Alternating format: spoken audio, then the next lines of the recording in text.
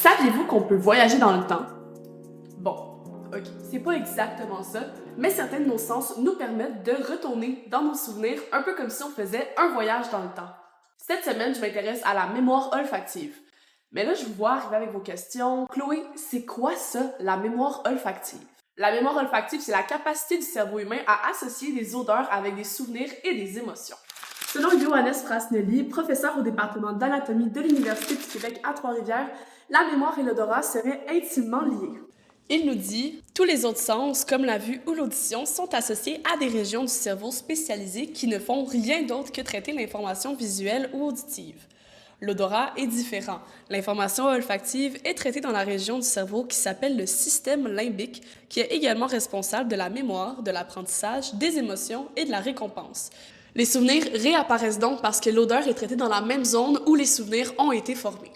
Et ça devient super intéressant quand on fait un lien direct entre l'odorat et l'Alzheimer. Selon la Société Alzheimer du Canada, au 1er janvier 2025 au Canada, il est estimé que 771 939 personnes vivent avec un trouble neurocognitif et que chaque jour, 414 nouvelles personnes sont touchées au pays.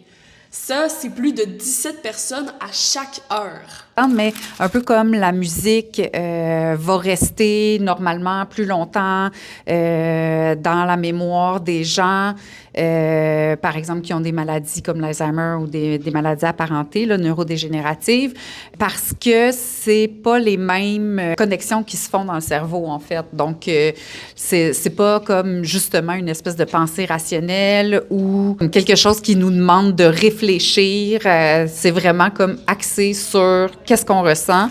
La mémoire olfactive, c'est beaucoup plus qu'un voyage nostalgique, c'est aussi un outil pour savoir et comprendre comment notre cerveau fonctionne et comment il vieillit. C'est aussi pour plusieurs chercheurs la chance de découvrir et de prévenir les maladies neurodégénératives pour enfin pouvoir trouver une solution concrète. C'est ce qui complète le reportage pour cette semaine, donc laissez-nous savoir en commentaire quel sujet vous intéresse pour les semaines suivantes. À la prochaine! Bye bye!